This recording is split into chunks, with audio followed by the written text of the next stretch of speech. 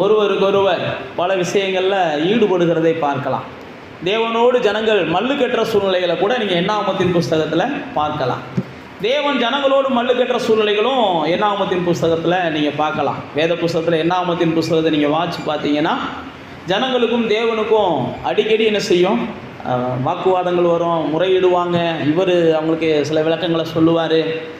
சில நேரத்தில் என்னப்பா எனக்கு ரொம்ப கஷ்டமாக இருக்குப்பான்னு மோசையிட்ட பேசுவார். இந்த ஜனங்களை வச்சு மல்லு கட்ட முடியலன்னு ஆண்டவர் சொல்லுவார். ஆண்டவர்கிட்ட மோசே சொல்லுவார், ஆண்டவரே என்னால் முடியலைப்பா அப்படின்ற அளவுக்கெல்லாம், ஏன் நானும் அந்த பிள்ளைகள்லாம் பெற்றேன்ற அளவுக்குலாம் மோசே பேச ஆரம்பிப்பார். இந்த என்னாகமம் புஸ்தகம் நீங்கள் வாட்சி பார்த்தீங்கன்னா, நீ வாட்டிக்கு எல்லாத்தையும் கொண்டு வந்து என் கையில் கொடுத்துட்ட, ஒவ்வொருத்தனும் என்ன செய்கிறான், என்னை போட்டு கிறுக்கு பிடிக்க வைக்கிறியான் அப்படின்னு மோசே ஜனங்களை பார்த்து சொல்லுவார்.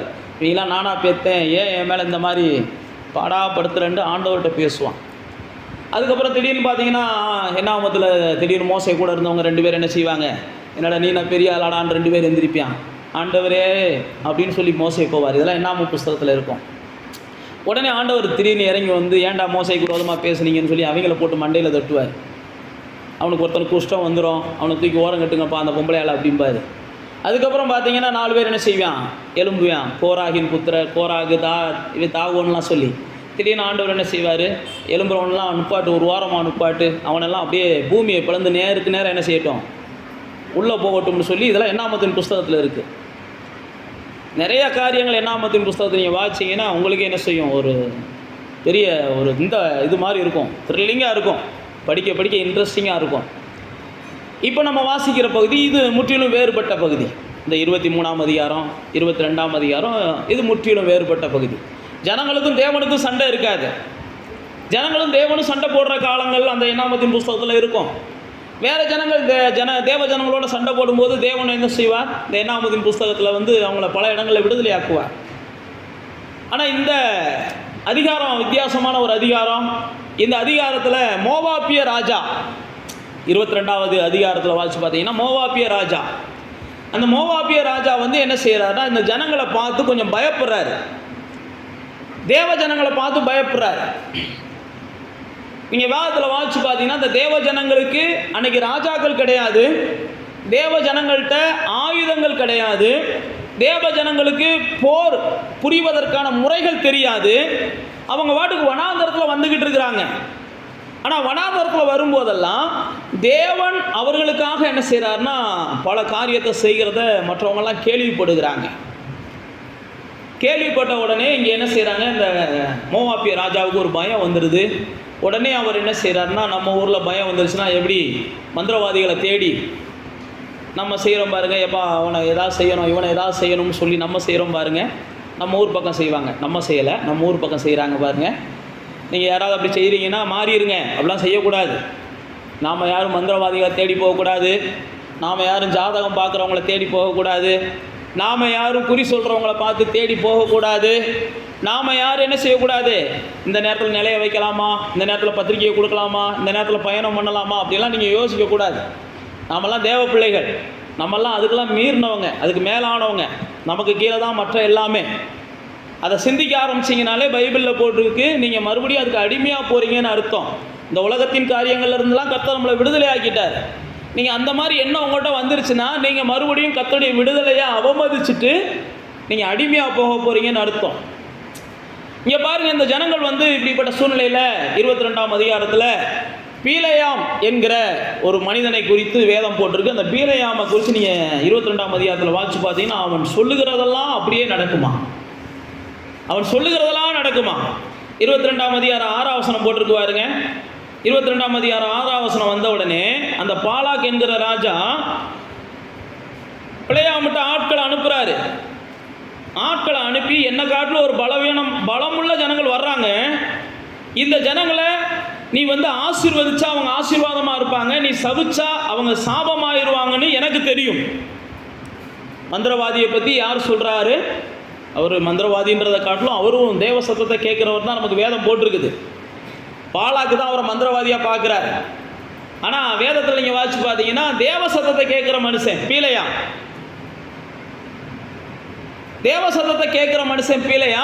ஆனால் பாலாக்கு தான் அவர் ஒரு பெரிய மந்திரவாதி மாதிரி என்ன செய்கிறாருன்னா நினைக்கிறாரு. நீங்கள் வேதத்தில் வாசிச்சு பார்த்தீங்கன்னா பீலையாம்கிட்ட வந்து பாலாக் சொல்கிறாரு, எப்பா நீ யாரையாவது வந்து ஆசீர்வாதம் பண்ணால் அவன் ஆசீர்வதிக்கப்படுவான், நீ யாரையாவது சபிச்சேன்னா அவங்க சபிக்கப்படுவாங்க, அதனால் இந்த ஜனங்களை துரத்தணும், நீ வா அப்படின்னு கூப்பிட்றாரு. உடனே பிழையாம் பாருங்க அழகா சொல்கிறாரு, எப்பா நீ சொல்கிறதெல்லாம் ரைட்டு, யாரையாவது நான் ஆசீர்வதிச்சாலோ யாரையாவது சபிச்சாலோனா தேவ சத்தத்தை நான் கேட்டுட்டு செஞ்சால் தான் அது நடக்கும். நான் பாட்டுக்கு எனக்கு மனசுக்கு தோன்றதுக்காக இவன் நல்லா இருக்க மாட்டேன்னு சொன்னால் நடக்க போகிறதில்ல, இவன் நல்லா இருப்பான்னு சொன்னால் நடக்க போகிறதில்ல. அழகா பீலையாம் சொல்லுகிறார், தேவ சத்தத்தை கேட்டு தேவன் என்ன சொல்லுகிறாரோ அதை நான் சொன்னால் தான் நடக்குமே ஒழிய, தேவன் சொல்லாமல் நானா ஒருத்தனை இவன் நல்லா இருக்கக்கூடாது அப்படின்னு சொல்லி சொன்னால் நடக்க போகிறதில்ல அப்படின்னு அழகா பீலையாம் தெளிவாக சொல்கிறார். நீங்கள் 26ஆம் அதிகாரத்திலேயே 12ஆம் வசனத்தை வாசித்து பார்த்தீங்கன்னா பீலையாம் சொல்கிறார் பாருங்க, இந்த ஜனத்துக்கு எல்லாம் ரைட்டுப்பா, தேவனை நோக்கி நான் அவளோட போகலாமான்னு கேட்குறாரு. அந்த ஜனங்களை சபிக்க வேண்டாம், அவங்க ஆசீர்வதிக்கப்பட்டவங்கன்னு தேவன் என்ன செஞ்சுறாரு, பீலையாம்கிட்ட சொல்லிடுறாரு. அப்போ சொன்ன உடனே பீலையாம் வந்து மறுபடியும் என்ன செஞ்சிடறாரு, அந்த தன்னை கூப்பிட வந்த மக்கள்கிட்ட சொல்கிறாரு, நான் அவங்க கூட வரக்கூடாதுப்பா, தேவன் வேணான்றாரு அப்படின்னு சொல்லி. உடனே இவங்க வரும் ராஜாட்ட சொல்கிறாங்க. அப்போ அந்த ராஜா என்ன செய்கிறார், இன்னும் கனமுள்ள மனிதர்களை அனுப்பி, உனக்கு இன்னும் நான் நிறையா மரியாதை செய்கிறேன், இன்னும் நிறையா கனம் தர்றேன், நிறையா பணம் தர்றேன், நிறையா ஐஸ்வர்யம் தரேன், நீ வா அப்படின்னு கூப்பிட்றாரு. இங்கே பாருங்கள், நான் மறுபடியும் உங்களுக்கு ஒரு சின்ன ஆலோசனை சொல்கிறேன். தேவன் ஒரு முறை மறுத்துட்டார் ஒரு விஷயத்தை, உங்களுக்கு உறுதியாக தெரியுது. ஆனால் நீங்கள் மறுபடியும் போய் தேவன்கிட்ட ஆலோசனை கேட்டால் தேவனை அனுமதிச்சிடுறார். தேவன்கிட்ட போய் நீங்கள் கேட்குறீங்க, தேவன் உங்களுக்கு மறுத்துடுறாரு, நீ போகாத, இதை செய்யாத அப்படின்னு சொல்லிடுறாரு. தேவன் சொன்னதுக்கப்புறம் நீங்கள் மறுபடியும் போய் என்ன செய்கிறீங்கன்னா, நான் தேவனை போய் கேட்குறேன் அப்படின்னு நீங்கள் போனீங்கன்னா கர்த்தர் உங்களுக்கு அனுமதி கொடுத்துட்றார். இதெல்லாம் நீங்கள் வேதத்திலேருந்து கற்றுக்கொள்ளணும். நாம் பொதுவாகவே என்ன செய்வோம் அப்படின்னா, சில நேரத்தில் ஒரு முடிவு எடுக்கும்போது ஒரு சீட்டு போட்டு பார்ப்போம் பாருங்கள்.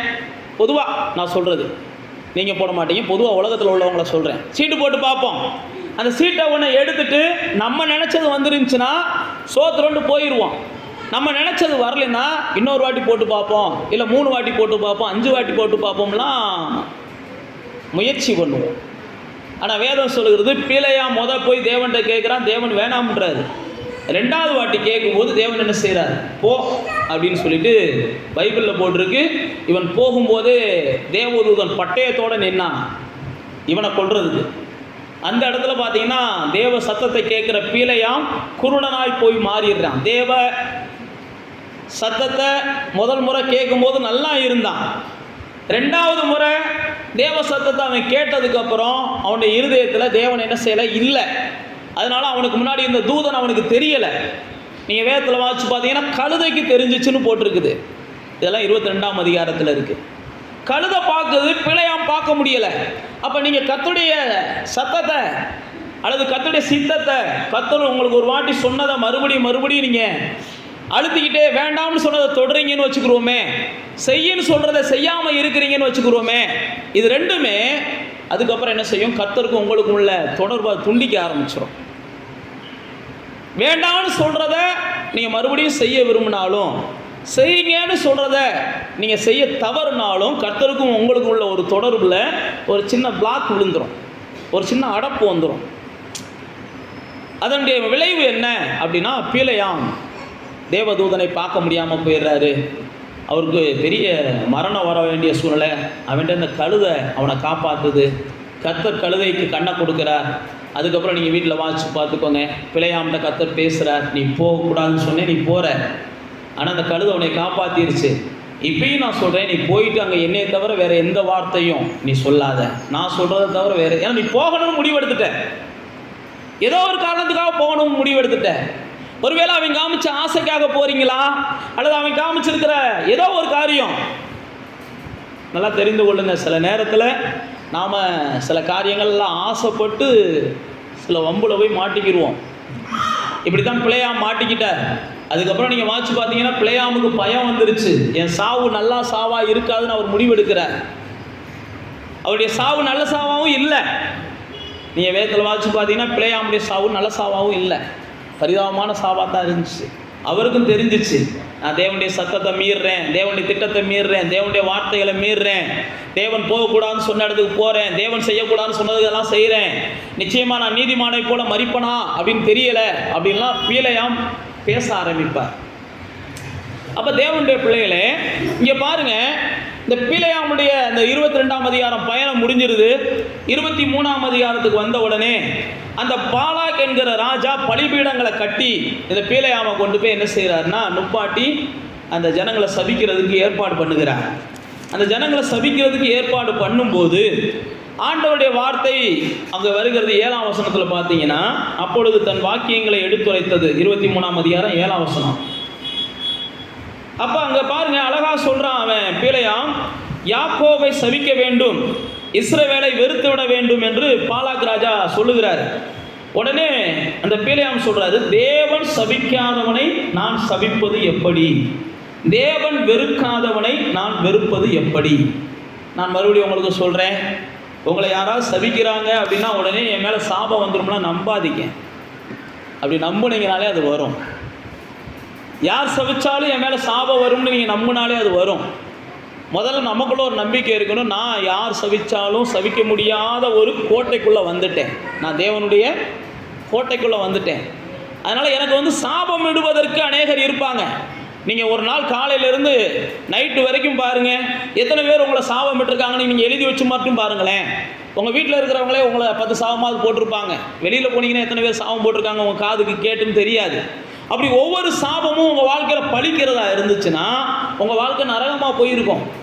ஆனால் இங்கே பிழையாம் சொல்கிறாங்க, தேவன் சபிக்காமல் ஒரு மனுஷனை யாரும் என்ன செய்ய முடியாது, சபிக்க முடியாது. தேவன் வெறுக்காம ஒரு மனுஷனை வெறுக்க முடியாது. இங்கே மோவாபிய ராஜா சொல்றாரு, பாலாக் சொல்றாரு, இந்த மனுஷர்களை சபி, இந்த மனுஷர்களை சபின்றாரு. ஆனால் பீலையாம் தெளிவாக சொல்றாரு, இந்த மனிதர்களை சபிக்க முடியாது, தேவன் தான் என்ன செய்யணும், அதுக்கு அனுமதி கொடுக்கணும். தேவன் அனுமதி கொடுக்காம நம்முடைய வாழ்க்கையில் எந்த சாபமும் வராது. அதனால் நீங்களும் நானும் என்ன செய்ய வேண்டாம், இவங்க சபிச்சிட்டாங்களே, அவங்க சபிச்சிட்டாங்களே, இவங்க சபிச்சதுனால தான் இது நடந்துருச்சு, அவங்க சபிச்சதுனால தான் அது நடந்துருச்செல்லாம் பேசணும்னாலே நம்ம சரியாக வேதத்தை தெரியாத ஆளுகள்னு புரிஞ்சுக்கிறோம். இப்படிப்பட்ட பேச்சுக்களே அது வேதத்துக்கு விரோதமான பேச்சுக்கள். நாம சாபத்திலிருந்து நீங்களாக்கப்பட்டவர்கள். வேதம் தெளிவாக சொல்லுது, இயேசு மரணத்தின் மூலம் அல்லது மரத்தில் அவர் தொங்கப்பட்டதுனால, மரத்தினால அவர் சாபத்தை என்ன செஞ்சாரா, முறித்து விட்டார் அப்படின்னு சொல்லி கலாத்தியர் தன்னுடைய 3ஆம் அதிகாரத்தில் பவுல் அப்போஸ்தலன் எழுதுகிறார். அப்போ நம்ம மேலே வருகிற எந்த ஒரு சாபமும், ஒருவேளை சாபத்துக்கு நீங்கள் தகுதி உள்ளவங்களாக இருந்தாலும் மனிதர்கள் உங்களை என்ன செய்ய முடியாது, சபிக்க முடியாது. ஒருவேளை சாபத்துக்கு ஏற்றவைகளை நீங்கள் செய்கிறவங்களாக இருந்தால் கூட மனிதர்கள் உங்களை சபிக்க முடியாது. மனிதர்களுடைய சாபங்களை என்னைக்கு என்ன செய்யாதீங்க, பொருட்படுத்தாதீங்க. அதுதான் நான் உங்களுக்கு சொல்லுகிறேன். மனிதர்களுடைய சாபங்களை என்றைக்கும் பொருட்படுத்தாதீங்க. மனிதர்கள் சாபங்களை நீங்கள் நிறுத்தவே முடியாது. சாகிறது வரைக்கும் உங்கள் காதில் கேட்டுக்கிட்டு தான் இருக்கணும். யாராவது ஒரு ஆள் உங்களை சபிச்சுக்கிட்டே தான் இருப்பாங்க. இன்றைக்கி ஒரு ஆள் சபிக்கிறதா இருக்கும், நாளைக்கு இன்னொரு ஆள் சபிப்பார், நாளைக்கு கழிச்சு இன்னொரு ஆள் சபிப்பாங்க. யாராவது ஒரு ஆள் உங்களை சாகிறது வரைக்கும் சபிச்சுக்கிட்டு தான் இருப்பாங்க. இன்னும் உனக்கு சாகு வர மாட்டேங்குதேன்னு சாகிற காலங்களில் உங்களை கேட்குற ஆளுகள்லாம் வருவாங்க. இன்றைக்கி வரமாட்டாங்க, சாகிற காலங்களில் வருவாங்க, நீங்கள் பார்ப்பீங்க. அதனால தான் நான் உங்களுக்கு சொல்ல வரேன், எந்த மனுஷனுடைய சாபத்தையும் நீங்கள் என்ன செய்யாதீங்க, தான் வாழ்க்கையில் நடக்கும்னு நம்பாதீங்க. அதை தான் இங்கே பீலையாமின் மூலமாக நாம் கற்றுக்கொள்ளுகிறோம். அடுத்து பாருங்கள், பீலையாம் சொல்லிட்டு 9ஆம் வசனத்தில் அவர் நின்று பார்க்குறாரு. 8ஆம் வசனம், கண்மலையில் உச்சியிலிருந்து பார்க்குறாரு, குன்றுகளில் அவனை பார்க்குறாரு. அந்த ஜனங்கள் ஜாதிகளோட கலவாமல் தனியே வாசமாக இருக்கிறார்கள் அப்படின்னு அங்கே சொல்லுகிறத பார்க்குறோம் 8ஆம் வசனத்தில். அப்போ தேவனுடைய பிள்ளைகளாகிய நமக்குள்ள ஒரு பெரிய விசேஷம் என்ன அப்படின்னா, நம்மளை பார்க்குறவங்க நம்மளை என்ன செய்யணும், மற்றவங்களை காட்டிலும் ஒரு விசேஷமாக பார்க்கணும், நம்மளை ஒரு அதிசயமாக பார்க்கணும், நம்மளை ஒரு என்ன செய்யணும், வேற ஒரு பாக்கியம் பெற்றவங்களாக பார்க்கணும். ஏன்னா நாமெல்லாம் யார் அப்படின்னா, தேவனுடைய நிழலில் வாழ்கிற மக்கள். எவ்வளோ தான் வெயில் அடிக்கலாம், ஆனால் நமக்கு அது வெயிலில் சேதம் வராது. எவ்வளோ தான் மழை பெய்யலாம், அந்த மழையினால் நமக்கு சேதம் வராது. எவ்வளோ தான் புயல் அடிக்கலாம், அந்த புயல்னால் நமக்கு சேதம் வராது. அதுதான் ஏசாயாவிலையும் சொல்கிறாரு ஆண்டவர், மத்தேயுவிலேயும் மலை பிரசங்கத்திலையும் சொல்கிறாரு, சங்கீதக்காரன் பல இடங்களில் சொல்கிறான், கொடூரமானவர்களின் சீரல் என் மேலே மோதி அடித்தாலும், அப்போலாம் பல இடங்களில் நம்ம வாசிக்கிறோம். அதனால் நீங்கள் எப்பயுமே மற்றவங்க பார்வையில் என்ன செய்யணும், ஒரு தனித்துவமானவர்களாய் தெரியும். தேவ பிள்ளைகள்னாலே ஒரு தனித்துவம் இருக்கணும். அதனால தான் நீங்கள் 24ஆம் அதிகாரத்தில் வாட்சி பார்த்தீங்கன்னா இதே தான் அவர் 5ஆம் வசனத்தில் சொல்கிறாரு, யாக்கோபே உன் கூடாரங்களும் இஸ்ரவேலே உன் வாசஸ்தலங்களும் எவ்வளவு அழகானவைகள். இதே தீர்க்கதரிசி தான் சொல்கிறார், பிலேயாம் தான் சொல்கிறார். அப்போ நாம் ஒரு தனித்துவமானவர்களாக இருக்கணும். எப்பயுமே நம்ம சுற்றி என்ன செஞ்சுக்கிறோம்னா நம்ம அழகாக வச்சுக்கிறோம். கவனிக்கிறீங்களா? நம்மளை சுற்றி எப்பயுமே என்ன செய்யணும்? இப்போ பிலேயாமை வந்து பார்க்குறாரு, பார்த்த உடனே சொல்கிறாரு, இது வித்தியாசமாக ஜாதிகளோட கலவாத ஜனம், மற்ற ஜனங்களோட வித்தியாசமாக இருக்கிறாங்க, இவங்க நட வித்தியாசமாக இருக்குது, இவங்க பேச்சு வித்தியாசமாக இருக்குது, இவங்க உடை வித்தியாசமாக இருக்குது, இவங்களுடைய செயல்பாடுகள்லாம் வித்தியாசமாக இருக்குது.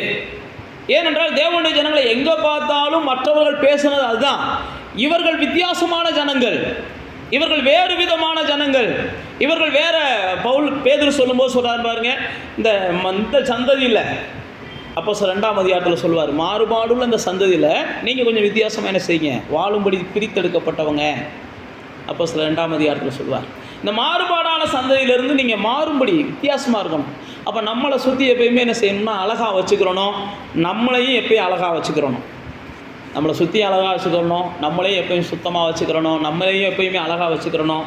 முடிஞ்ச அளவுக்கு நம்மளை மற்றவங்க பார்க்கும்போது என்ன செய்யணும், இது ஒரு ஆசீர்வதிக்கப்பட்ட மக்கள், எப்போ பார்த்தாலும் இவங்க என்ன செய்கிறாங்க, சந்தோஷமாக இருக்கிறாங்க, பார்க்கும்போதே இவங்க என்ன செய்கிறாங்க, ஒரு ஆசையாக பார்க்குற அளவுக்கு இவங்களுடைய குடும்பம் இருக்குது, இவங்க வாழ்க்கை இருக்குது, இவங்களை சுற்றி வச்சுருக்கிறாங்கன்னு சொல்லி அன்றைக்கி பிலேயாம் பார்த்தோன்னே சொல்கிறாருங்க, தனித்துவம் உள்ளவர்கள், இவங்க அழகானவர்கள், இவங்க வாசஸ்தலம் அப்படி இருக்குது, இவங்க கூடாரம் அப்படி இருக்குது. ஒரு வேளை இது வரைக்கும் இருக்குதோ இல்லையோ தெரியாது, உங்களுக்கு தான் தெரியும். உங்களை சுற்றி எப்பயும் அழகாக வச்சுக்கிறதுக்கு இன்னையிலேருந்து முயற்சி பண்ணுங்கள். உங்களை சுற்றி கொஞ்சம் சுத்தமாக வச்சுக்கிறதுக்கு இப்போ இருந்து என்ன செய்யுங்க, முயற்சி பண்ணுங்கள். ஏன்னா நாம் தேவனுடையவர்கள். நாம் எப்பயுமே நம்ம வீட்டுக்கு வந்தாலும் சரி, நம்மளை பார்த்தாலும் சரி, மற்றவங்க என்ன செய்யணும், பார்க்கும்போது சந்தோஷப்படணும். நம்மளை பார்த்த உடனே நம்ம வீட்டுக்கு வந்தோடனே முகம் சுளிக்கிற அளவுக்கு இருந்தாலே நமக்கு எங்கேயோ ஒரு இடத்துல நம்ம என்ன செஞ்சுருக்கிறோம், தோல்வியை பார்க்குறோம்னு அர்த்தம்.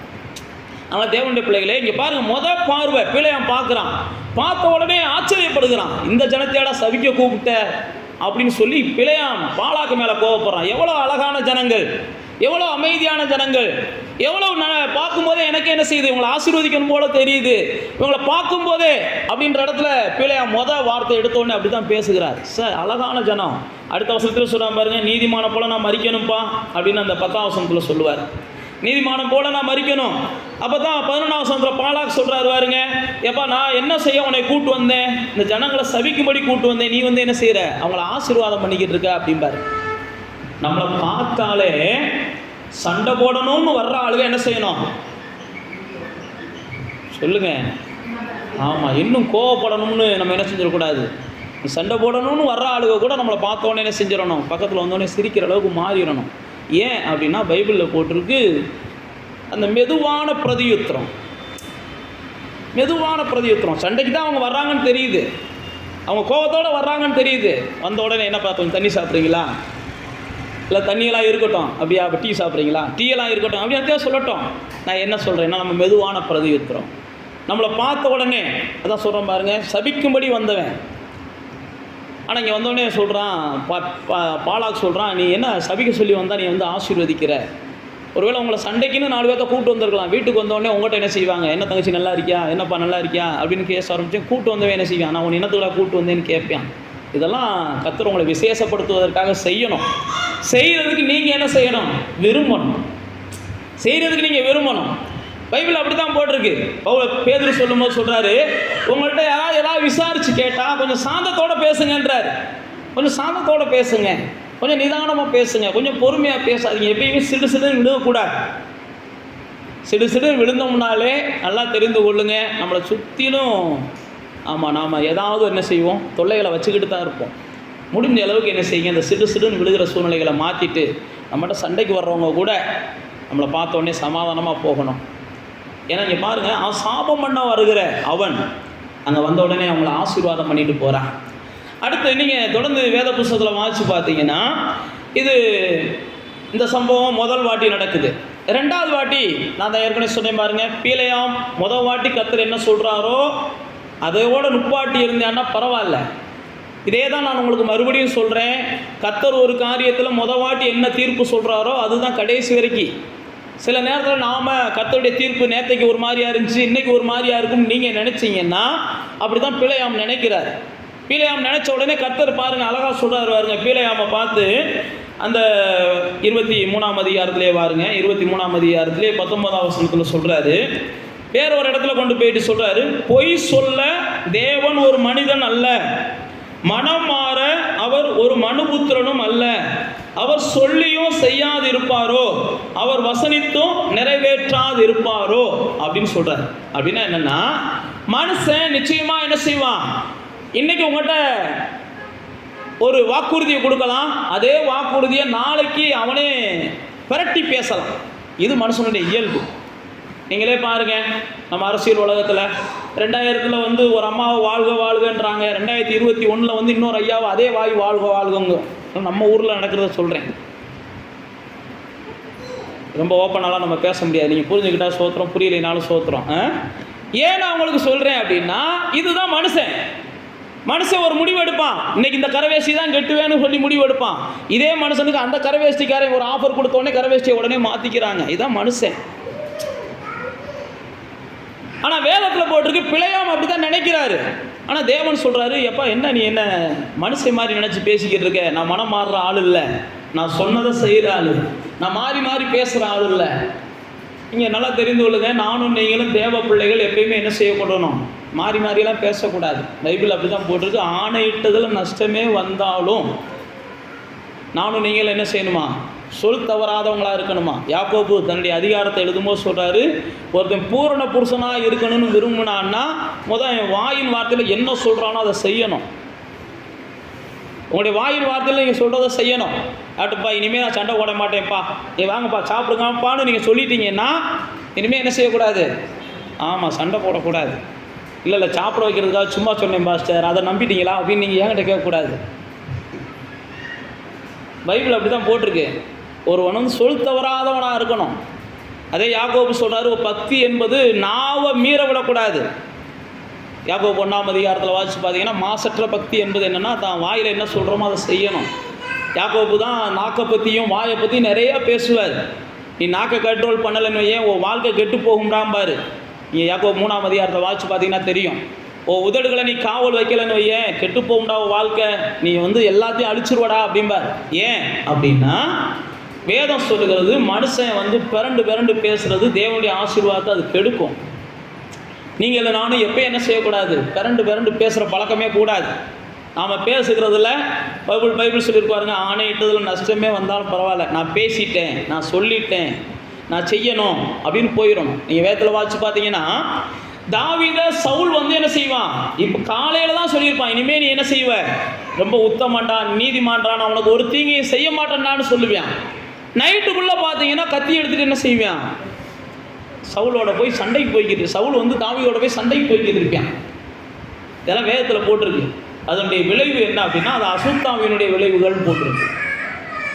நேரத்துக்கு நேரம் மாறி மாறி பேசுறது யாருடைய பண்பு, பிசாசோட பண்பு. நிமிஷத்துக்கு நிமிஷம் மாறக்கூடாது, அது பிசாசோட பண்பு. தேவனுடைய பிள்ளைகள் தான் ஒரு தீர்மானம் எடுத்தால் அதில் என்ன செய்வாங்க, அப்படியே உறுதியாக நிற்பாங்க.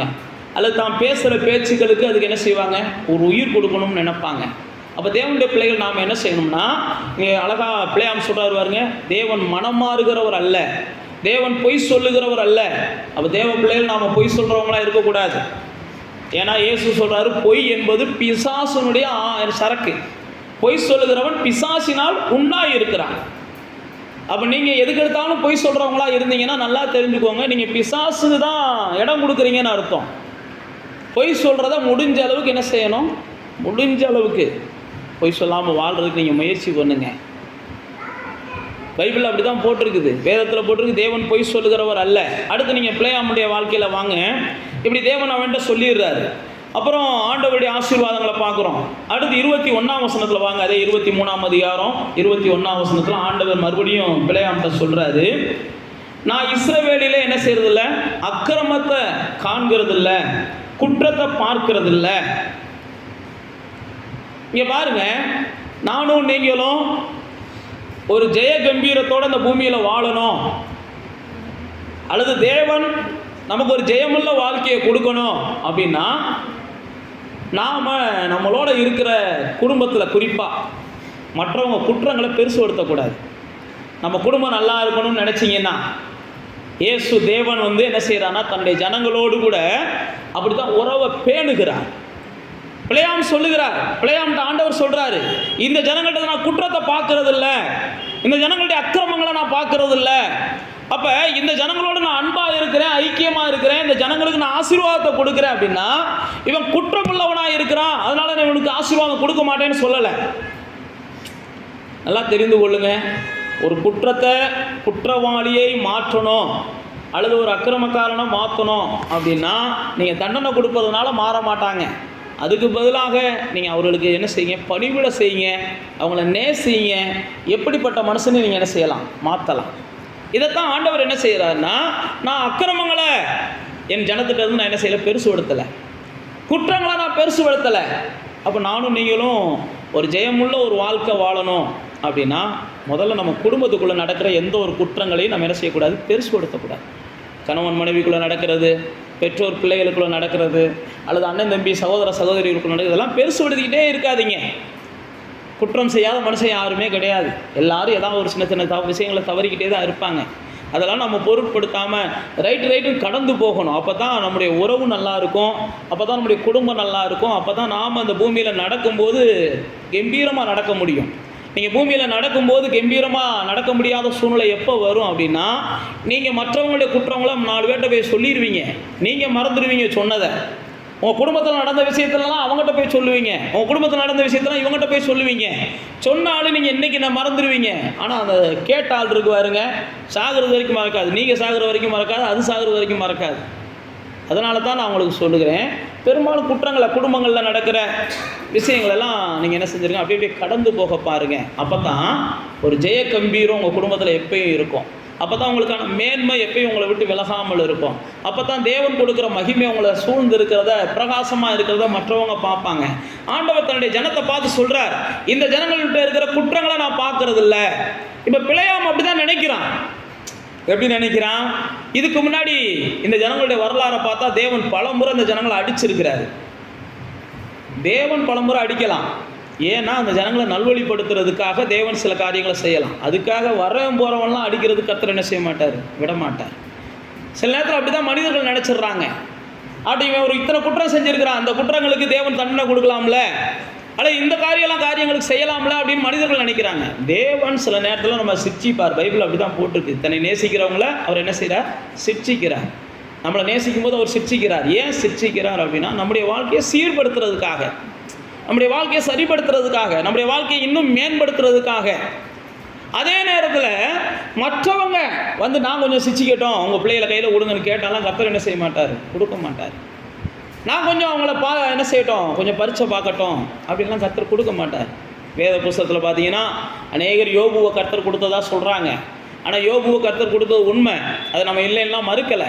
அதே நேரத்தில் இயேசு கிறிஸ்துட்டு பேதுருவை பிசாசு கேட்குறான், கர்த்தர் என்ன செய்யலை, இயேசு கொடுக்கல. பைபிள் அப்படியே போட்டிருக்குது, இயேசு கொடுக்கல. ஏன்னா உங்களுக்கு பிசாசோட போராட்டம் வேண்டாம்னு சொல்லி எல்லா போராட்டத்தையும் இயேசு செஞ்சு முடிச்சிட்டாரு. அப்போ நானும் நீங்களும் பிசாசோடு போராடி கொண்டிருப்பதை இயேசு விரும்பலை. நானும் நீங்களும் தேவனுடைய ராஜ்யத்தை அந்த பூமியில் மற்றவர்களுடைய இருதயத்துக்கு கொண்டு போகணும். அப்போ நம்மளை கொண்டு போய் தேவன் பிசாசுகளை ஒப்பு கொடுத்து கொஞ்ச நாள் இவனை என்ன செய்யுங்க, அவன் கொஞ்சம் நீ தான்ப்பா சீர்படுத்த சரியாளு, நான்லாம் அவனை என்ன செய்ய முடியலை. சில நேரத்தில் நம்ம சொல்லுவோம் பாருங்க, டீச்சர் நல்லா கிள்ளி வைங்க, வீட்டில் அடங்கவே மாட்டேன்றியான். டீச்சர் பிள்ளைகளை போய் பார்த்தீங்கன்னா தான் தெரியும், எங்கள் வீட்டில் எங்கள் பிள்ளைகளை கிள்ளிக்கிட்டே தான் இருக்கிறோம், எங்கள் பிள்ளைகள் அதுக்கு மேலே இருக்குன்னு அவங்க சொல்லுவாங்க. ஏன் நான் உங்களுக்கு சொல்லுகிறேன்னா, சில நேரத்தில் நாம் அப்படி நினைக்கிறோம். ஆனால் தேவன் பாருங்கள் அழகாக சொல்கிறாரு, தேவனுடைய பிள்ளைகளே, மற்றவங்க உங்களை தொடுறதுக்கெலாம் கர்த்தர் அனுமதிக்க மாட்டார். சாத்தான் உங்களை தொடுறதுக்கெலாம் கர்த்தர் அனுமதிக்க மாட்டார். நீங்கள் ஏதாவது சாத்தான் என்னை தொடுறியான்னா கண்டிப்பாக சாத்தான் தொடுவான். சாத்தா என் குடும்பத்தை தொடுறியான்னீங்கன்னா கண்டிப்பாக சாத்தா அவன் குடும்பத்தை தொடுவான். சாத்தா என் குடும்பத்தை தொடமாட்டான், சாத்தா என் குடும்பத்தை தொடமாட்டான், சாத்தா என் குடும்பத்துக்கு என் பிள்ளைகளை தொடமாட்டான். ஏன்னா நாங்கள்லாம் தேவனுடைய ரத்தத்துக்குள்ளே மறைஞ்சிருக்கிறோம், குடும்பத்துக்குள்ளே மறைஞ்சிருக்கிறோம், எங்களுக்கு சாத்தானுக்கும் பங்கும் இல்லை பாகமும் இல்லைன்னு நீங்கள் நினைக்கணும். வீட்டில் ஏதாவது ஒன்றுனா உடனே நம்ம என்ன செஞ்சிடறோம், சாத்தானால தான் இது வந்துச்சு, சாத்தானால தான் வந்துருச்சுன்னு சொல்லி சாத்தானையே தூக்கி கொண்டாட ஆரம்பிச்சிடுறோம். நாம் தேவனுடைய பிள்ளைகள், நம்மகிட்ட சாத்தானையாக வரப்போகிறான், நம்ம தான் சாத்தான்ட்ட போனா தான் அவன் நம்மகிட்ட வரமாட்டான். அதனால தேவனுடைய பிள்ளைகளே, முதல்ல நான் சொன்ன பாருங்க, ஆண்டவர் பொய் சொல்லுகிற தேவன் அல்ல, மாறி மாறி பேசுகிற தேவன் அல்ல. ரெண்டாவது பிள்ளையாம்கிட்ட சொல்றாரு பாருங்க, நான் அக்கிரமத்தையும் குற்றத்தையும் கண்டுபிடிச்சிக்கிட்டே இருக்கிற ஆள் இல்லை. நாம் நினைக்கிறோம் தேவன்னாலே அவருக்கு இதாண்டா வேலைன்னு நினைக்கிறோம். எவன்டா பாவம் செய்வி அவனை பிடிச்சி கொட்டலாம், எவன்டா குற்றம் செய்வோம் அவனை பிடிச்சி கிள்ளலாம்னு சொல்லி தேவன் சுற்றி சுற்றி வந்துக்கிட்டு இருக்காருன்னு நம்மளாம் நினச்சிக்கிறோம். தேவன் அப்படிலாம் கிடைக்காது. அவர் உங்களை நீங்கள் என்ன செய்யணும், அதுலேருந்து மேலே வரணும், பாவம் இல்லாத ஒரு வாழ்க்கைக்கு வரணும், கரை இல்லாத ஒரு வாழ்க்கைக்கு வரணும், குற்றம் இல்லாத ஒரு வாழ்க்கைக்கு வரணும்னு அவர் கை கொடுக்கத்தான் விரும்புகிறாரே ஒழிய உங்களை குட்டி குட்டி குட்டி உட்கார வைக்கலாம் விரும்பலை. இங்கே பாருங்கள், அதுதான் பிள்ளையாம்கிட்ட சொல்கிறாரு, இந்த ஜனங்கள்கிட்ட அக்கிரமம் இருக்கலாம், இந்த ஜனங்கள்கிட்ட குற்றம் இருக்கலாம், அதுக்காக நான் உங்கள் கையில் ஒப்பு கொடுக்க முடியாது. இந்த ஜனம் ஏன் ஜனம், என்ன குற்றம் இருந்தாலும் நான் விட மாட்டேன், என்ன அக்கிரமம் இருந்தாலும் விட மாட்டேன். அப்போ பிள்ளையாம் மறுபடியும் என்ன செய்கிறா, தேவ சமூகத்தை அங்கே நீங்கள் அடுத்து பார்த்தீங்கன்னா அடுத்து தேவ சமூகம் பிள்ளையாம்கிட்ட தேவன் மறுபடியும் ஒரு வார்த்தையை பேசுகிறதை பார்க்குறோம். 21ஆம் வசனத்தில் இப்போ நம்ம பார்த்தோம். அதே பாருங்க 23ஆம் வசனத்தில் மந்திரவாதம் அப்படின்ற வார்த்தையை ஆண்டவர் அங்கே பயன்படுத்துகிறார். யாக்கோபுக்கு விரோதமான மந்திரவாதம் இல்லை, இஸ்ரவேலுக்கு விரோதமான குறி சொல்லுதல் இல்லை அப்படின்னு சொல்லி ஆண்டவர் அங்கே எழுதி வச்சிருக்கிறார். அப்போ நீங்களும் நானும் ஒருபோதும் என்ன செய்யக்கூடாது, மந்திரவாதங்களை கண்டு பயப்படக்கூடாது. குறி சொல்லுதலுக்கு நாம் ஒருபோதும் என்ன செஞ்சிடக்கூடாது, பயப்படக்கூடாது. நம்ம வீட்டுக்கு முன்னாடி ஆடே வெட்டி போட்டு ரத்தம் கிடந்தாலும் நம்ம அஞ்சக்கூடாது. நம்ம வீட்டுக்கு முன்னாடி எலுமிச்சம்பழமோ குங்குமமோ எது கிடந்தாலும் நம்ம என்ன செய்யக்கூடாது, பயப்படக்கூடாது. நீங்களும் நானும் ஒரு நிச்சயம் இருக்கணும், மந்திரவாதங்கள் எனக்கு விரோதமாக செயல்படாது, பில்லி சூனியங்கள் எனக்கு விரோதமாக செயல்படாது, சாத்தானுடைய வல்லமைகள் எனக்கு விரோதமாக செயல்படாது. ஏன்னா தேவனுடைய வாக்குத்தத்தம் அப்படி சொல்லியிருக்கு, உங்களுக்கு விரோதமானது இல்லை, தேவனுடைய வார்த்தை அப்படி சொல்லியிருக்குது. அப்போ தேவனுடைய பிள்ளைகளாகிய நானும் நீங்களும் இப்படிப்பட்ட வேதத்தில் பார்த்தீங்கன்னா அதுக்கு மொதல் வசனங்களில் போட்டிருக்குது, இவர்கள் காண்டாமிருகத்துக்கு ஒத்த பலனை உடையவர்கள். அந்த 22ஆம் வசனம் போட்டிருக்குவாருங்க, இந்த ஜனங்கள் காண்டாமிருகத்துக்கு ஒத்த பலனை உடையவர்கள். 23ஆம் வசனத்தில் தான் அந்த மந்திரவாதம் இல்லைன்னு போட்டிருக்கு. 24ஆம் வசனத்தில் போட்டிருக்கு, அவர்கள் துஷ்ட சிங்கம் போன்றவர்கள், அவர்கள் நிமிர்ந்து நிற்கிறாங்க, அவங்க பிடித்து கொள்ளணும்னு விரும்புகிற இரையை பிடித்து கொள்ளுகிறார்கள். தேவனுடைய பிள்ளைகள் நாம எதை அடையணும்னு நினைக்கிறோமோ அதை நம்மளால் அடைய முடியும். எந்த இடத்துக்கு உயரணும்னு நினைக்கிறோமோ அந்த இடத்துக்கு நம்மளால் உயர முடியும். எதை நாம் பெற்றுக்கொள்ளணும்னு நினைக்கிறோமோ அதை நம்மளால் பெற்றுக்கொள்ள முடியும். ஏன்னா வேதம் சொல்லுது, அவர்கள் பட்சிக்கிற அந்த சிங்கம் போல அவங்க விரும்புகிற இரையை என்ன செய்வாங்க, பிடித்து கொள்ளுவாங்க. அப்போ தேவனுடைய பிள்ளைகளே, நானும் நீங்களும் நம்முடைய வளர்ச்சியை மந்திரவாதம் தடுக்கிறது, நம்முடைய வளர்ச்சியை ஏதோ ஒரு வகையில் பொல்லாத சக்திகள் தடுக்கிறது, ஏதோ வானமண்டலத்தில் இருக்கிற வல்லமைகள் தடுக்கிறது, ஆகாய மண்டலத்தில் இருக்கிற வல்லமைகள் தடுக்கிறதுன்னு சொல்லியெல்லாம் நம்ம பேசிக்கிட்டே நம்முடைய நாட்களை என்ன செய்யக்கூடாது, வீணாக்கக்கூடாது. என் வளர்ச்சி யாரும் தடுக்க முடியாது. நான் நினச்சா சிங்கத்தை போல எதை பிடிக்கணுமோ அதை என்ன செய்வேன், பிடிப்பேன். எதை அடையணுமோ நான் அடைவேன். நான் ஜெபத்தால் செய்ய முடியும், தேவனுடைய பலத்தினால செய்ய முடியும். அழகா தாவீது சொல்றாரு பாருங்க, உம்மாலே நான் சேனைக்குள்ள பாய்வேன், உம்மாலே நான் என்ன செய்வேன், மதிலை தாண்டுவேன், என் தேவனாலே. அப்போ தேவனுடைய பிள்ளைகளே, நீங்களும் நானும் இந்த மாதிரி சாக்கு போக்குகளை சொல்லக்கூடாது. என்னுடைய வளர்ச்சியை இவங்க தடுக்கிறாங்க, என் குடும்பத்துக்கு விரோதமாக இவங்க என்னமோ செய்கிறாங்க, ஏதோ நேற்றுக்கு எனக்கு மருந்தை கொடுத்துட்டாங்களா என்னன்னு தெரில, ஏதோ மருந்து ஏதோ கொடுத்துட்டாங்க போல தெரியுது, நைட்லேருந்து ஒரே இதாக இருக்குது, இதெல்லாம் சில்லறத்தனமானதுன்றதை காட்டிலும் சின்ன பிள்ளைத்தனமானது. தேவ பிள்ளைகள் நாமெல்லாம் என்ன செய்யக்கூடாது, இந்த மாதிரி வார்த்தைகள்லாம் பொருட்படுத்தக்கூடாது. அப்படியாவது பேசுகிறவங்களுக்கு கர்த்தர் விடுதலை கொடுக்கணும்னு சொல்லி ஜெபம் பண்ணணும். நாம் மேலான வல்லமை உடையவங்க, கொஞ்சோண்டு மாத்திரையை மருந்தை கொடுத்துட்டாங்கன்றதுக்காக நம்ம வீடு என்ன செஞ்சிருச்சான், செதஞ்சு போச்சுன்னு நம்மளே நம்புகிறோம். மற்றவங்க சொன்னால் கூட பரவாயில்ல. தேவ பிள்ளைகள் நாம் என்ன செய்யக்கூடாது, இதெல்லாம் நம்பக்கூடாது. அடுத்து பாருங்கள், இதெல்லாம் சொல்லிடுறாரு. 24ஆம் வசனம் வந்தோம், 24ஆம் அதிகாரத்துக்கு வந்துடுறீங்க. 24ஆம் அதிகாரத்துக்கு வந்ததுக்கப்புறம் தேவனுடைய விருப்பம் உங்களை ஆசீர்வதிக்கிறது தான் அப்படின்னு பிள்ளையாம் கண்டுபிடிக்கிறாரு. கண்டுபிடிச்சதுக்கப்புறம் பிள்ளையாம் என்ன செஞ்சிடறாருன்னா, அந்த ஜனங்களை குறித்து பாட ஆரம்பிச்சிடுறாரு. நீங்கள் பரவி பாய்கிற ஆறுகள், 6ஆம் வசனம் போட்டிருக்கு பாருங்க, நதியோரங்களிலே இருக்கிற தோட்டங்கள், கர்த்தர் நாட்டின சந்தன மரங்கள், தண்ணீர் அருகே உள்ள கேதுரு விருட்சங்கள், நீங்கள் நீர் பாய்ச்சல்களிலிருந்து உங்கள் தண்ணி என்ன செய்யும், பாயும், நீங்கள் திரளான இடங்களுக்கு பரவு வைங்க, நீங்கள் உயரமான இடத்துக்கு போவீங்கன்னு சொல்லி பல விஷயங்களை அவர் சொல்லுகிறார். அதை நாம் பார்க்கிறோம். அப்போ தேவனுடைய பிள்ளைகளே, நீங்களும் நானும் இந்த பூமியில் பசுமையாகவும் வாசனையாகவும் குறைவில்லாமல் உயர்வோடு மேன்மையாக இருக்க வேண்டும் என்று தான் தேவன் நம்மளை என்ன செஞ்சிருக்கிறார்னா பிரித்தெடுத்திருக்கிறார். இந்த ஜனங்கள் யார் அப்படின்னா, எகிப்திலிருந்து தேவனாலே மீட்கப்பட்ட ஜனங்கள். நாம யார் அப்படின்னா, இந்த உலகத்திலிருந்து இயேசு கிறிஸ்துவின் ரத்தத்தினாலே நாம எல்லாம் என்ன செஞ்சவங்க? மீட்கப்பட்ட ஜனங்கள். இந்த நமக்கு புரியணும். இந்த ஜனங்களை மீட்பதற்காக தேவன் என்ன செஞ்சார்னா, பஸ்கா ஆட்டுக்குட்டியை பலி கொடுத்தார். இது யாத்ராகம புஸ்தகம் நீங்க வாசிச்சு பார்த்தீங்கன்னா 12ஆம் அதிகாரங்கள்ல இருக்கும். நம்மை மீட்பதற்காக தேவன் என்ன செஞ்சார்? குமாரனாக இந்த பூமியில வந்து பலியானார். இவர்களுக்கே இவ்வளவு பாதுகாப்பை கொடுப்பாரே ஆனால், ஆட்டுக்குட்டியின் ரத்தத்தினால மீட்கப்பட்ட இவர்களுக்காகவே தேவன் இவ்வளவு தூரம் வாதாடுவாரே ஆனால், இவர்களுக்காக இவ்வளவு தூரம் கர்த்தர் பல அதிசயங்களை செய்வார்னா, இயேசு கிறிஸ்துவின் ரத்தத்தினால மீட்கப்பட்ட நம்மளை தேவன் இன்னும் எல்லா வகையிலும் என்ன செய்கிறார்? பூரண பாதுகாப்பை கொடுக்கிறார், பூரண ஆசீர்வாதத்தை கொடுக்கிறார். இவர்களையே சத்துரு கையில் ஒப்பு கொடுக்காத தேவன், இவர்களையே சாத்தான் கையில் ஒப்பு கொடுக்காத தேவன், நிச்சயமா நம்மையோ நம்முடைய குடும்பத்தையோ நம்முடைய பிள்ளைகளையோ இயேசு கிறிஸ்துவின் ரத்தத்தினால மீட்கப்பட்ட நம்முடைய வம்சங்களையோ ஒருபோதும் சத்துருக்கள் கையில் தேவன் என்ன செய்வதில்லை? ஒப்பு கொடுக்கிறதே இல்லை. இதைத்தான் அந்த 24ஆம் அதிகாரங்களில் நம்ம தியானிச்சு பார்க்குறோம். தேவன் சில நேரத்தில் நாம் செய்கிற சின்ன சின்ன விஷயங்களுக்கு, நான் தான் சொன்னேன், என்ன ஆகும்போது நீங்கள் வீட்டில் போய் வாசிச்சு பாருங்க. சில நேரங்கள் பல விஷயங்களுக்கு பாம்பை அனுப்பி தேவன் கடிக்க வைப்பார் ஜனங்களை. 20ஆம் அதிகாரத்தில் நீங்கள் வாசிச்சு பார்த்தீங்கன்னா தெரியும். பாம்பை அனுப்பி ஜனங்கள் 21ஆம் அதிகாரம் எண்ணாமத்தின் புஸ்தகத்தில் பாம்பு ஜனங்களை கடிக்கும். ஏன் அப்படின்னா, அந்த ஜனங்கள் தேவனை என்ன செய்வாங்க? அவ்வளவு விரோதமாக பேசுவாங்க. அப்போ பாம்பு கடித்த உடனே கர்த்தர் என்ன செய்வார்? யாரெல்லாம் பாம்பு கடிக்குது, ஏன் செஞ்ச தவறுனாலன்னு என்னை நோக்கி பார்க்குறானோ அவெல்லாம் பிழைக்கட்டும், ஒரு இதை கம்பன் நுப்பாட்டி வை அப்படின்றார். அப்போ தேவன் சில நேரத்தில் மக்கள் தவறும்போது சிரிச்சிக்கிறார். அதே நேரத்தில் பிசாசு கையில் கொடுத்து சிரிச்சிக்க மாட்டார், அல்லது மற்ற மனிதர்களை கொடுத்து நம்மளை பரிசோதனை பண்ண மாட்டார். அவர்கிட்ட ஆயிரக்கணக்கான தூதர்கள் இருக்கிறாங்க. நம்மளை சரி பண்ணணும்னு நினைச்சாருன்னா ஆவியானவர் நம்மகிட்ட எப்பயுமே என்ன செய்வார்? பேசிக்கிட்டே இருப்பார். அதனால் மனிதர்கள் கையில் கொடுத்து, அவங்க கையில் கொடுத்து, இவங்க கையில் கொடுத்தெல்லாம் நினைக்காதீங்க. பவுல் அப்போஸ்தலனை குறித்து நீங்கள் பார்த்தீங்கன்னா, விசுவாசிகளை சாத்தான் கையில் கொடுக்குறான் பவுல் அப்போஸ்தலன். நீங்கள் 1 கொரிந்தியர் 5ஆம் அதிகாரத்துக்கு வந்தீங்கன்னா, அங்கே ஒரு விசுவாசியை குறித்து பைபிளில் போட்டிருக்கு. சபைக்குள்ளே, எப்பா நீ ஒரு பெரிய விபச்சாரம் பண்ணுறவனா இருக்க, உனக்கு ஆண்டவருடைய வார்த்தை எவ்வளையோ நான் சொல்லி பார்க்குறேன்.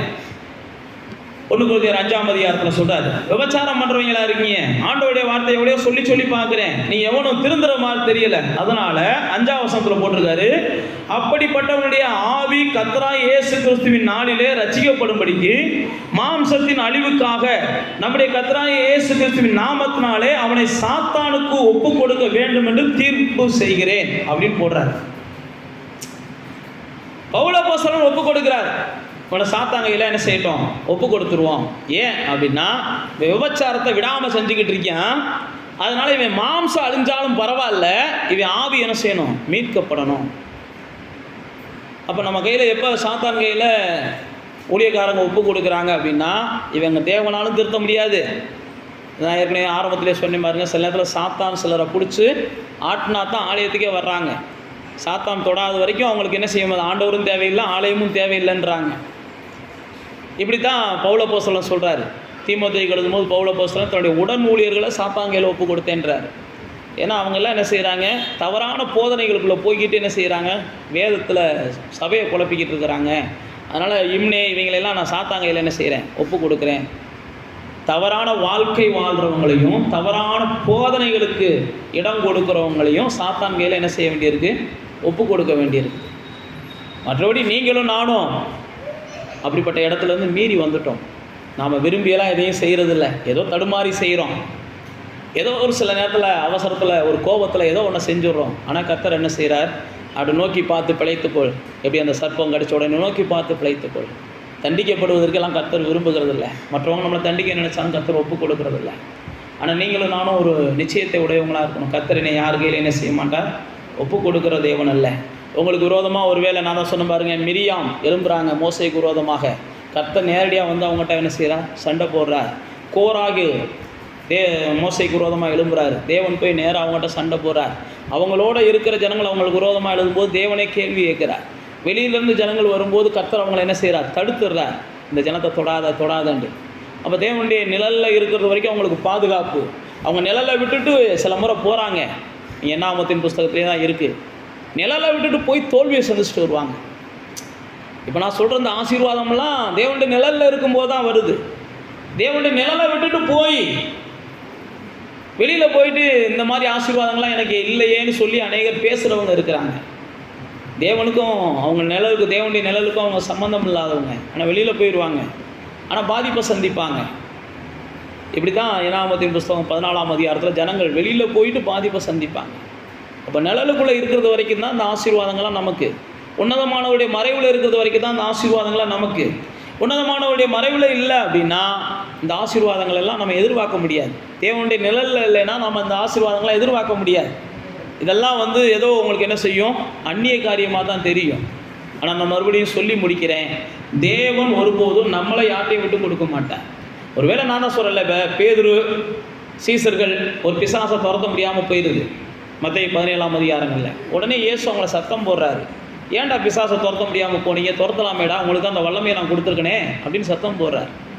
அதே நேரத்தில் பார்த்தீங்கன்னா இயேசுடைய சீசர்களை ஒரு சிலர் என்ன செய்கிறாங்க, இவங்க பாரம்பரியத்தை மீறி நடக்கிறாங்க, இவங்க ஜெபம் பண்ணாமல் இருக்கிறாங்க, அல்லது இப்படிலாம் இயேசுடைய சீசர்களை பற்றி இயேசுகிட்ட சொல்லுவாங்க, கை கழுவாமல் சாப்பிட்றாங்க, இதெல்லாம் சொல்லுவாங்க இயேசுகிட்ட. உடனே இயேசு என்ன செய்வார், அந்த ஜனங்களுக்கு முன்பாக தன்னுடைய ஜனத்தை விட்டு கொடுக்க மாட்டார். அவன் கை கழுவாமல் சாப்பிட்றான், வேதத்தில் கை கழுவாமல் சாப்பிட்டவன் இருக்கான், வாய்க்குள்ளே போகிறது ஒன்றும் என்ன செய்யாது, தீட்டுப்படுத்தாது. உள்ளத்துலேருந்து வாயில் வரும்பாரு, அதுதான்ப்பா ரொம்ப கெட்டது, இதை விடு அப்படின்னு சொல்லி அவங்களை தட்டி வைப்பார். இதெல்லாம் வேதத்தில் போட்டிருக்குது. இவர் சில நேரத்தை சத்தம் போடுவார். என்னடா திடீர்னு பார்த்தீங்கன்னா இயேசுவும் சீசர்களும் கடலில் போய்கிட்டு இருப்பாங்க.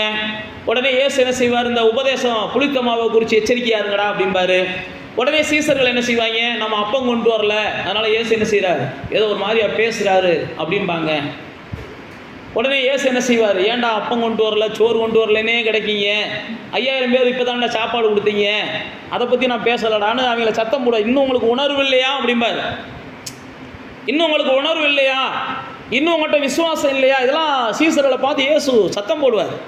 அதே நேரத்தில் வெளியிலேருந்து எவனாவது ஒருத்தன் சீசன் என்ன செய்கிறான், கை கழுவாமல் சாப்பிட்றான், சீசன் கதிரை என்ன செய்கிறான், ஓய்வு நாளில் உபவாசம் போடாமல் கதிரை இது பண்ணுற, இதெல்லாம் இயேசு இருக்கிற நாட்களில் சொல்லுவாங்க.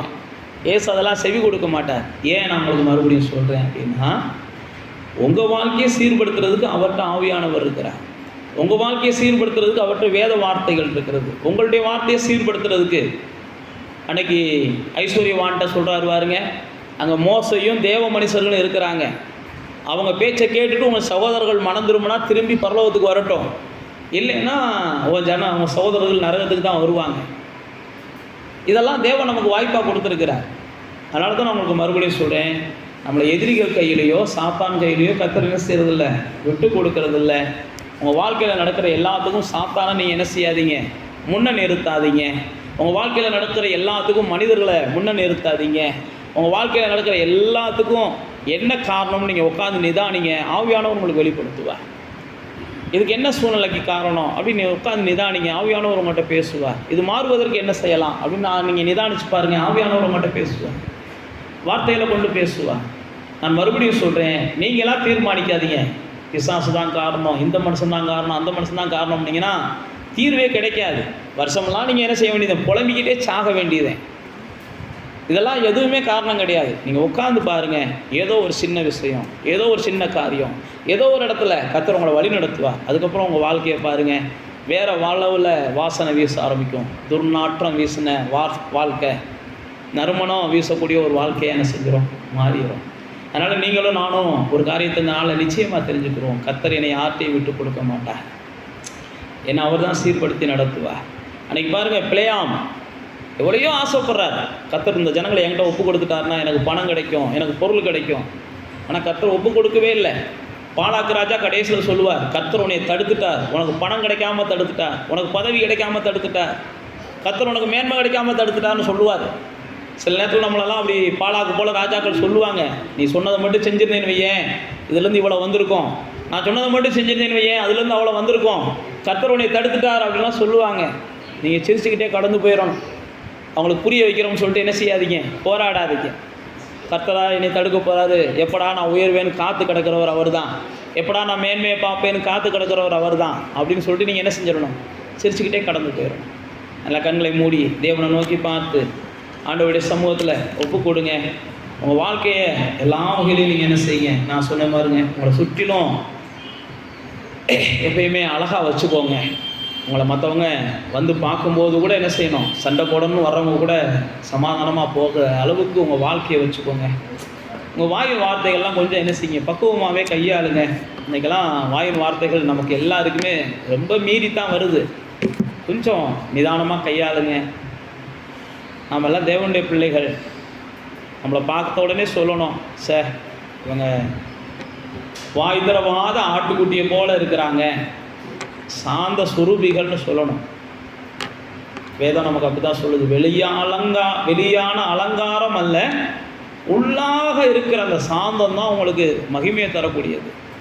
வெளி அலங்காரம் உங்களுக்கு மேன்மையை தராது அப்படி தான் வேதம் சொல்லுது. அதனால் கொஞ்சம் என்ன செய்யுங்க, கொஞ்சம் அந்த நாட்களில் கொஞ்சம் கடினமான வார்த்தைகளை தவிர்க்கிறதுக்கு நீங்கள் பிரயாசப்படுங்க. எங்கே பார்த்தாலும் நம்ம கேள்விப்படுகிறோம் அநேக விஷயங்களை. கொஞ்சம் சாந்தமாக போங்க, சந்தோஷமாக இருப்பீங்க. அதே மாதிரி நான் சொன்ன பாருங்கள், மாறி மாறி பேசாதீங்க. எதை பேசுகிறோமோ அதில் நிலைச்சிருக்கணும்னு விரும்புங்க. அடுத்து குற்றம் கண்டுபிடிக்கிறதுலையே குறியாக இருக்காதீங்க. குற்றம் கண்டுபிடிக்கிறது பிசாசோட வேலை. நம்ம அதுலேயே குறியாக இருக்கக்கூடாது. குற்றம் இல்லாதவங்களாம் யாருமே கிடையாது. முடிஞ்சுன்னா அவங்கள்ட்ட இருக்கிற நல்லதை பாராட்டிட்டு போய்கிட்டே இருங்க. குற்றத்தை குத்தி காமிக்கிறேன்னு சொல்லிட்டு என்ன செய்யாதீங்க, பிரச்சனைகளை பெருசாகிக்கிட்டே இருக்காதீங்க.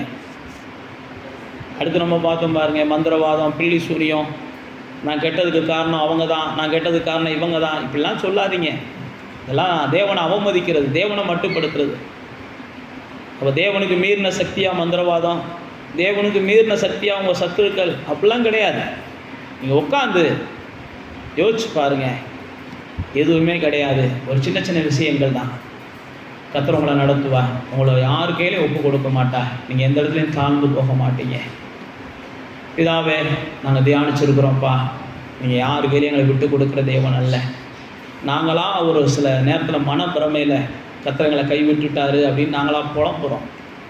நீங்கள் சொல்கிறீங்க, தாய் மறந்தாலும் அல்லது தாய் விட்டால் கூட நான் விட மாட்டேன், ஏன் இப்படி நான் கைவிட்டேன்னு அபாண்டமாக என்னை பற்றி சொல்கிற அப்படின்னு சொல்லி ஏசாயா தீர்க்கதரிசி மூலமாக வார்த்தை எழுதி வச்சுருக்கிறீங்க. யார் கையிலையும் கர்த்தர் ஒப்பு கொடுக்கறது இல்லை என்பதை நாங்கள் தியானிக்கிறோம். எங்களுக்கு விரோதமாக யாராவது உங்கள்கிட்ட வந்து குற்றச்சாட்டுக்களை சொன்னால் கூட அதை நீங்கள் பொருட்படுத்த மாட்டீங்க. எங்கள்கிட்ட இருக்கிற நன்மைகளை நீங்கள் பார்த்து எங்களை குற்றப்படுத்துகிற மனிதர்களை நீங்கள் வெட்கப்படுத்துகிறீங்க. அப்படி தான் இயேசு வாழ்ந்தபோது நடந்துச்சு, நாங்கள் வேதத்தில் வாசிக்கிறோம். அதனால் நாங்களும் இந்த பூமியில் வாழுகிற நாட்களில் வார்த்தையில் கவனமாக இருக்க எங்களுக்கு உதவி செய்யுங்க. வாழ்க்கையில் கவனமாக இருக்க எங்களுக்கு உதவி செய்யுங்க. குற்றம் கண்டுபிடிக்கிற அந்த எண்ணத்துலேருந்து எங்களுக்கு விடுதலையை கொடுங்க. மற்றவங்க தான் எங்கள் வாழ்க்கையை கெடுத்தாங்கன்னு சொல்லி நாங்கள் நினைக்காம எங்களை தேவன் வாழ வைப்பார்னு நிச்சயத்தோடு இந்த பூமியில் நாங்கள் வாழ்ந்திருக்க எங்களுக்கு கிருபை பாராட்டுங்க. எங்களுக்கு விரோதமாக ராஜாக்கள் எழும்பலாம், தீர்க்கதரிசிகள் எழும்பலாம், யார் வேணாலும் எழும்பலாம். கர்த்தர் சபிக்காமல் எங்களை யாரும் சபிக்க முடியாது. கர்த்தர் வெறுக்காமல் எங்களை யாரும் வெறுக்க முடியாது. கர்த்தர் அனுமதிக்காமல் எங்கள் தலையில் இருக்கிற ஒரு முடி கூட கீழே விழுகாது. எங்களுடைய தேவன் எங்களை ரொம்ப நேசிக்கிறீங்க. யார் கையிலையும் ஒப்பு கொடுக்க மாட்டீங்க. நிச்சயமாக நாங்கள் வாழ்ந்திருக்க எங்களுக்கு உதவி செய்வீங்க. வாசனையோடும் பலத்தோடும் சுகத்தோடும் இந்த பூமியில் நாங்கள் பசுமையாகவும் செழிப்பாகவும் வாழ்ந்திருக்க எங்களுக்கு உதவி செய்வீங்க. இந்த நிச்சயத்தோடு நாங்கள் கடந்து செல்ல நாங்கள் அர்ப்பணிக்கிறோம். எல்லா துதியும் நாங்கள் நமக்கு செலுத்துகிறோம். இயேசுவின் நாமத்தில் ஜெபிக்கிறோம் பிதாவே.